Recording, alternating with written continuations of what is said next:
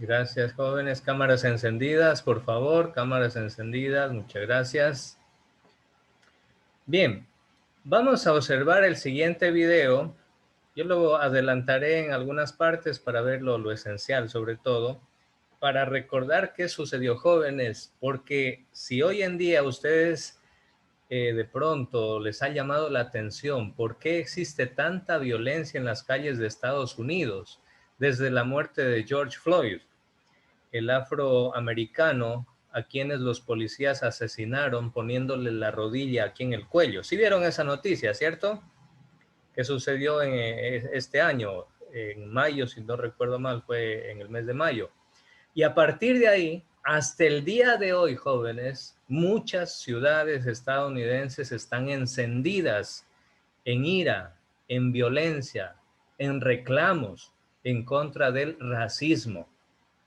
Y a veces nosotros pensamos y decimos, sí, es que los europeos, los estadounidenses, ellos porque tienen la piel blanca se creen superiores, son racistas. Pero yo me pregunto, ¿será que solamente ellos son racistas? ¿Nosotros no será que somos racistas también? ¿Qué dicen ustedes? ¿Tendremos algo de racistas? ¿Nos consideramos superiores a otras etnias, a otras culturas? ¿Usted se considera superior a la etnia indígena? ¿Usted se considera superior a la etnia de afrodescendientes? Pregúntese eso, cuestiónese. Por eso les dije al inicio que es más importante hacerse buenas preguntas que tener todas las respuestas. Cuestiónese, pregúntese, porque eso es filosofar, jóvenes. Filosofar es preguntar, es cuestionar. Atención a este video, jóvenes, súper interesante de la historia del racismo. Vamos a ver cómo empezó todo.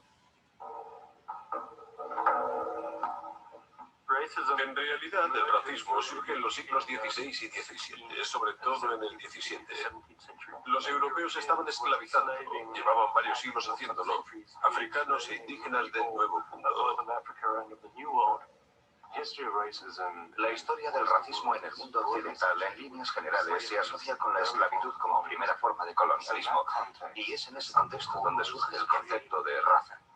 Básicamente, esto quiere decir que ciertos individuos definidos como no europeos se encuentran dominados y gobernados por europeos. Y para la gente de América, en los siglos XVII y XVIII, el mestizaje era inevitable, y creo que el racismo es algo que nace de esa necesidad de interacción. No fue gente que inventase el racismo en un laboratorio o en un estudio, y que después saliese al mundo para aplicarlo. En cierto modo, los blancos, los negros y los indios resolvieron sus cuestiones raciales entre ellos. Los británicos no se hicieron comerciantes de esclavos y negreros porque fuesen racistas. Se hicieron racistas porque los esclavos les servían para obtener grandes beneficios en las Américas. Y adoptaron una actitud hacia los negros que justificaba lo que habían hecho. El verdadero motor del sistema esclavista es la economía. Racismo. El poder del dinero.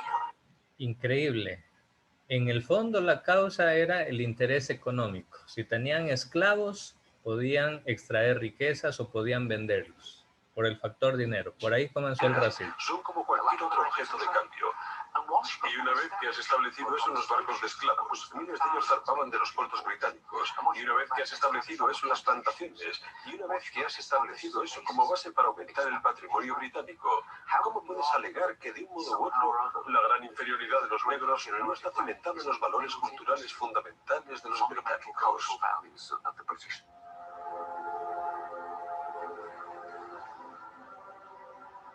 John Hawkins fue quizás el primer comerciante inglés en secuestrar esclavos en Tagrin, un lugar que está a unos kilómetros de Freetown, y se llevó a los esclavos de Sierra Leona a la fuerza. Lo triste es que ese hombre fue nombrado caballero. En el colegio estudiábamos al sargento Hawkins como si fuese una buena persona. Una persona honrada, un hombre que había contribuido positivamente a la creación del Imperio Británico. Y después de mucho tiempo nos enteramos con pesar de que, de hecho, no solo había estado involucrado en el tráfico de esclavos, sino que él mismo había capturado esclavos. Tenía locales de Miren, jóvenes, lo que es el poder de la educación.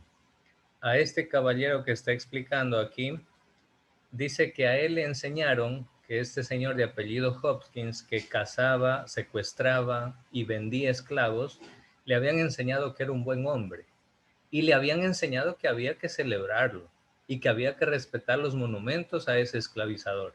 Imagínense, jóvenes, la educación nos puede hacer un gran bien cuando nos abre los ojos, cuando nos quita la venda de los ojos, pero también nos puede hacer un gran mal si la educación no nos cuenta la historia completa con todos los detalles. No solo había estado involucrado en el tráfico de esclavos, sino que él mismo había capturado esclavos. Tenía locales en los muelles, en el muelle de aduanas. Así en lo que comerciaban ahora esclavos, llamamos el miren. muelle de aduanas. Con el tiempo se convirtió en una industria y muchos comerciantes ingleses y muchos gobernantes de Sierra Leona, especialmente los de las zonas costeras, se involucraron en el tráfico de esclavos. Y tenemos, por ejemplo, varias islas cercanas a Sierra Leona donde se abastecían de esclavos. En Isla de Bons había puestos ingleses y de otros países europeos. Incluso los americanos estuvieron muy involucrados en el tráfico de esclavos desde la Isla de Bons. Como si fueran animalitos, como si fueran objetos. Te venía a comprar. Se numeraban ahí. Si compraba el grupo A, cogían a los hombres de ese grupo y los metían en ese recinto. Escuchen Donde había eso. una hoguera y los marcaban en el hombro. Y desde luego, ¿cómo los apresaban? Los capturaban, los ataban, los encadenaban y los arrojaban a los barcos. Era una experiencia terrible para los esclavos, desde el momento que los capturaban hasta que llegaban al llamado Nuevo Mundo. Y los que sobrevivían, los que conseguían llegar, eran puestos a la venta. Después, cuando los compraban, tenían que sufrir toda clase de humillaciones. Una mujer costaba lo mismo que 2 hombres.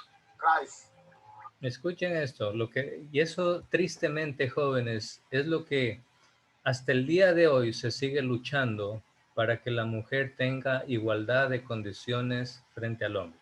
Escuchen esto, dice que la mujer valía lo que valían 2 hombres, valía el doble. Vamos a ver por qué.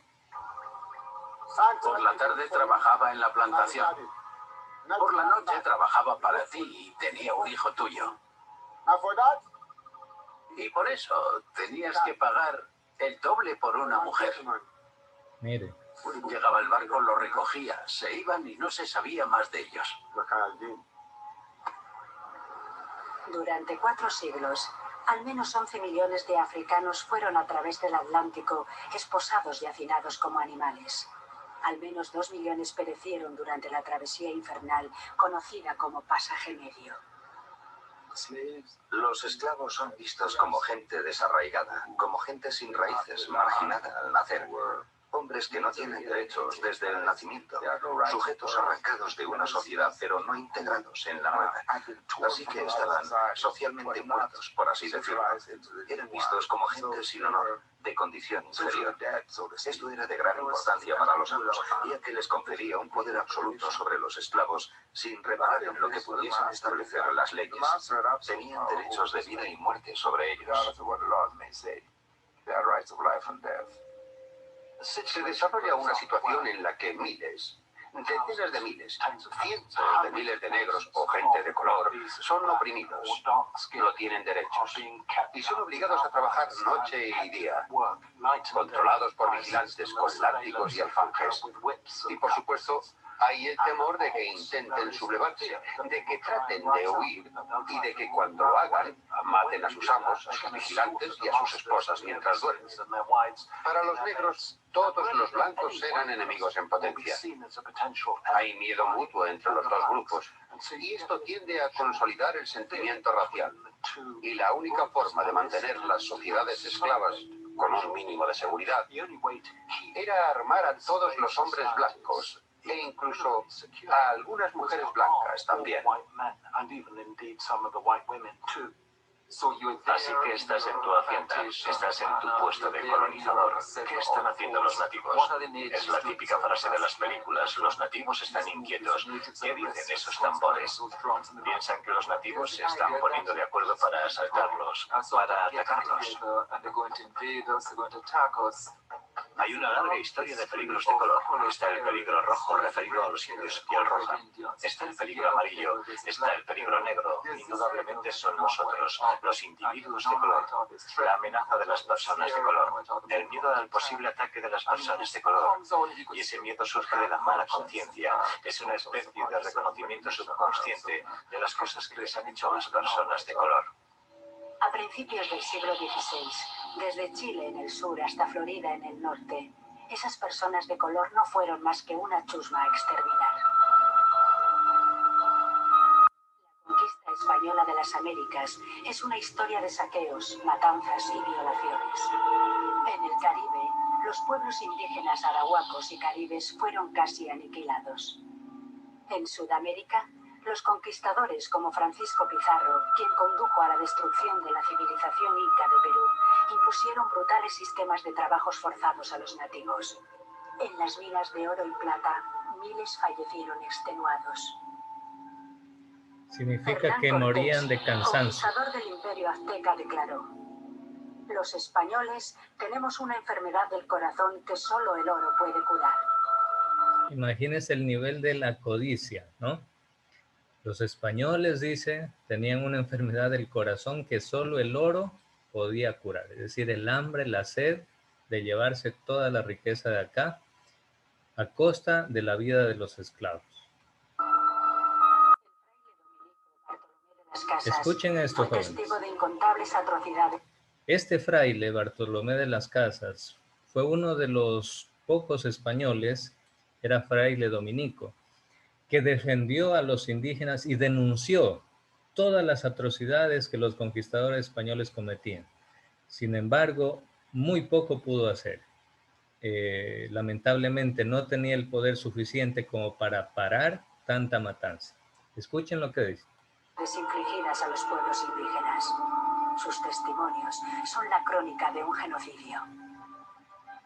En la región de la tierra conocida como Florida, los españoles asesinaron a muchos, como es su costumbre, para despertar el terror en el corazón de esa gente. Hicieron sus vidas miserables, los trataron como si fuesen bestias de carga. En otra gran ciudad, los asesinos pasaron por la espada a toda la población, jóvenes y viejos, jefes y plebeyos, ni siquiera se libraron los niños. El jefe de los asesinos ordenó que se les cortase la nariz, los labios y los mentones a un gran número de indígenas. Después los dejaron marchar en horrible agonía y chorreando sangre, para que sirviesen de testimonio ambulante de las grandes hazañas y los sagrados milagros realizados por estos tenaces misioneros de la Santa Fe Católica. Las brutalidades que presenció Las Casas, especialmente en Cuba y la Española, esos crímenes increíbles, esas tremendas agresiones a los indígenas, no fueron casos de violencia aislados. Estoy seguro de que se produjeron durante los siglos XVII y XVIII en otras partes del Imperio Español. Pero un momento especialmente horrible fue el que presenció Las Casas cuando los españoles llegaron a las Américas e intentaron literalmente matar a los indios trabajando. Bien, bueno, aquí termina esta parte. Es un documental bastante largo, pero esto nos permite hacernos una idea, jóvenes, para entender desde dónde viene el racismo.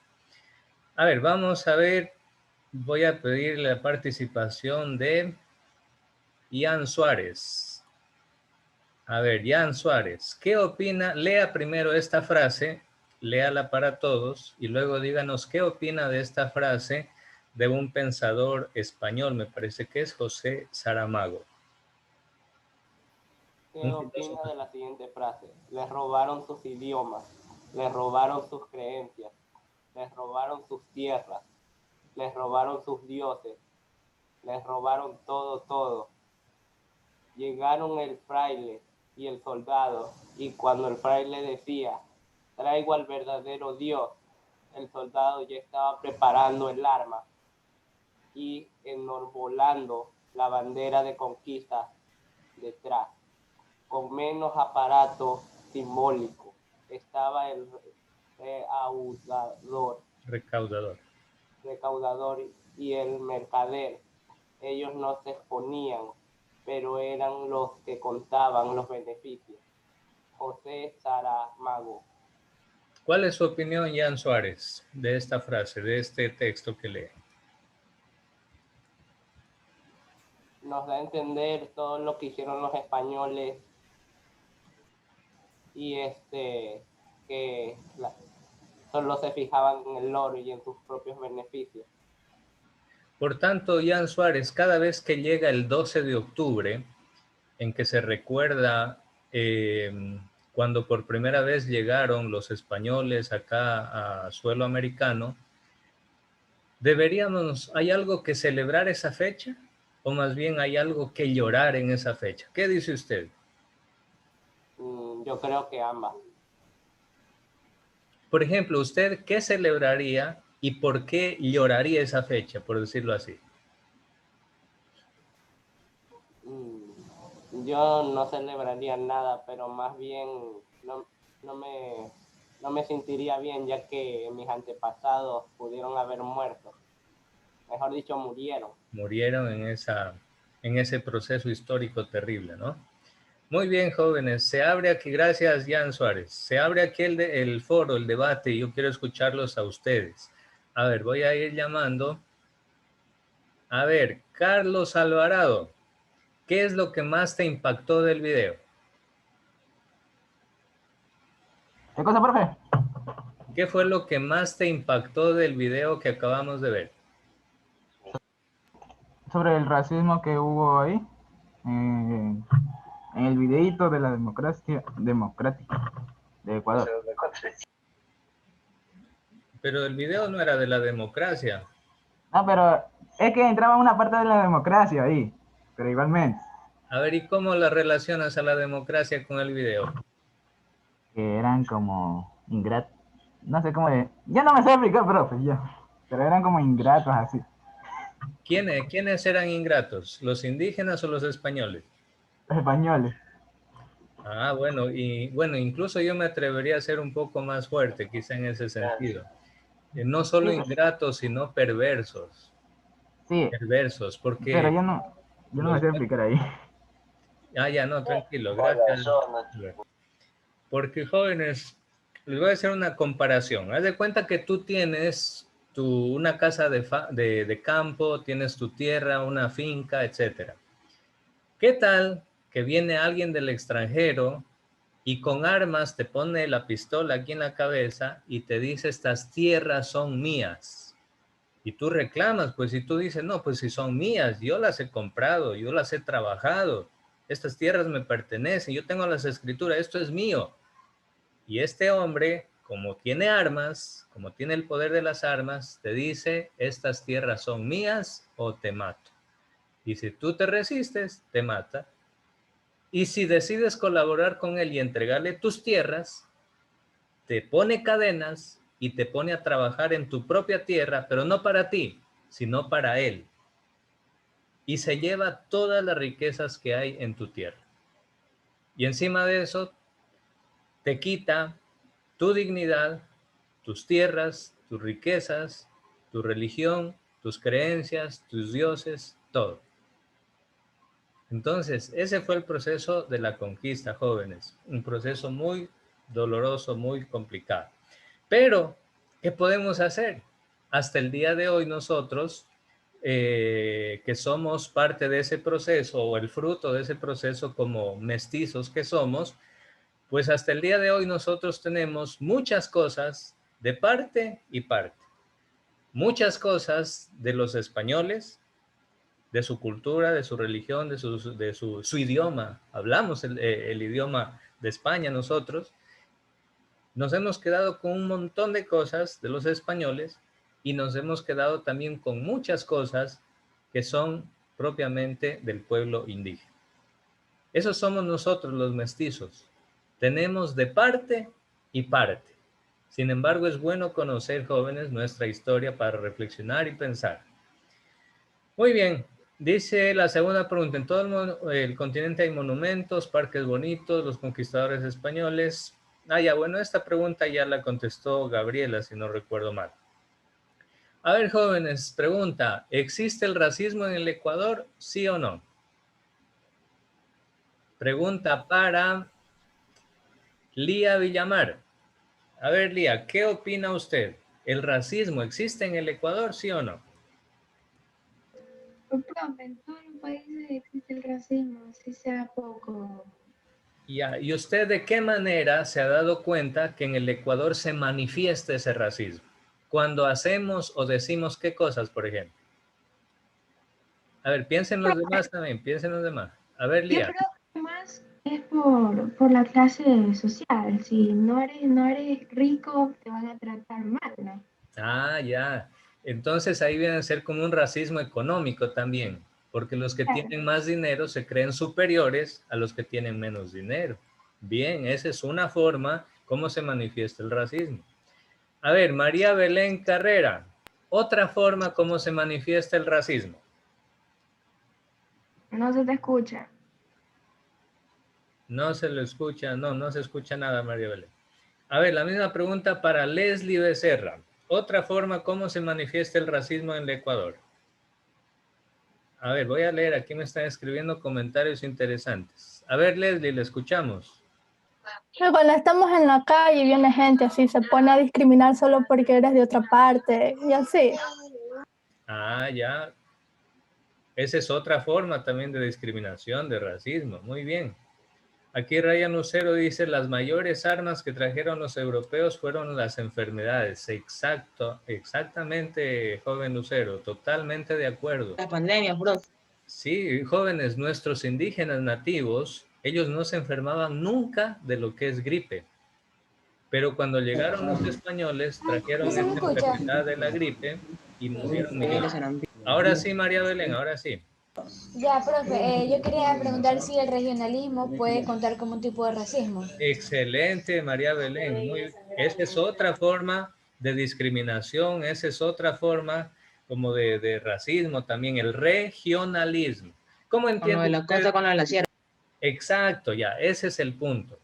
Y es un punto, jóvenes, tan irracional, tan ilógico, tan, discúlpenme la expresión, tan tonto incluso, sembrar ese regionalismo entre costeños y serranos, o entre costeños y amazónicos, o entre costeños e insulares de las Islas Galápagos, o entre serranos y amazónicos. Eso es ilógico, eso no tiene sentido, porque todos somos la misma patria del Ecuador y deberíamos sentirnos y ser hermanos y luchar por intereses y el bien común.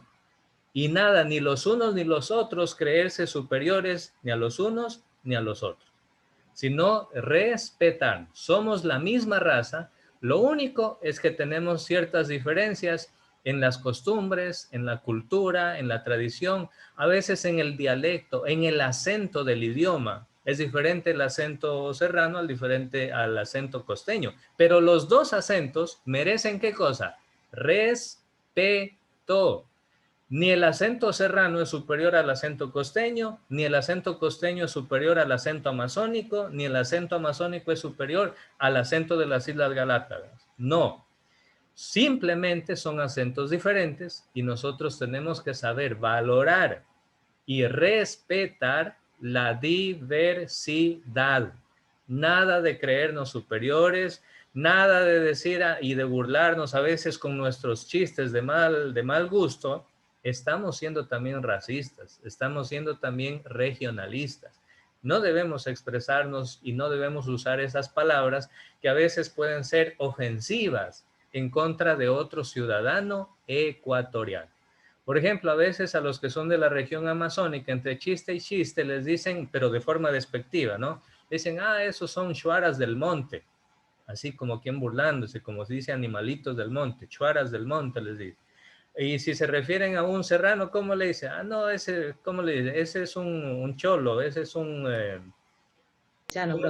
paisano, así, pero con desprecio, como despectivo. No, ese es un paisano sucio, ese no le hagas, ese es un longo feo, no le hagas caso. Y si se refiere al costeño, ¿qué le dice? No, es que ese es un mono mal educado. Eso jamás debe suceder entre ecuatorianos porque esas cosas nos dividen. cuando nosotros, jóvenes, lo que necesitamos como Ecuador es unirnos en un solo puño para sacar al país adelante, ¿sí? Bueno, jóvenes, hasta aquí terminamos este tema de filosofía que ha tenido que ver con la ética, con el racismo, con el regionalismo, y creo que hemos podido filosofar y reflexionar en muchas cosas importantes, ¿verdad? Bien, jóvenes, entonces terminamos. Por este fin de semana no hay tareas, tranquilos. La próxima semana comenzaremos las clases ya con temas netamente referentes a la ética, ¿sí? Y gracias por sus comentarios aquí en el chat. Estaba leyendo a Lucero, a Loaiza también, muy bien. Buenos comentarios. Gabriela Zambrano. Le podemos pedir que nos toca lengua Bien, extranjera. excelente, Gabriela. Sí, a veces hay, estos se llaman los prejuicios. El siguiente prejuicio dice, si viene un negro corriendo, no, es que te puede robar. ¿Y por qué? No, es que es negro. No, jóvenes, eso es puro racismo. Y son prejuicios. ¿Y sabe lo que decía Albert Einstein, jóvenes? Él decía, es más fácil desintegrar un átomo que desintegrar un prejuicio de la cabeza de las personas. Tenemos que superar esos complejos, tenemos que superar esos prejuicios y saber que todos los seres humanos merecemos respeto. Bien, jóvenes, ahí terminamos. Muchas gracias y nos vemos la próxima semana, ¿sí?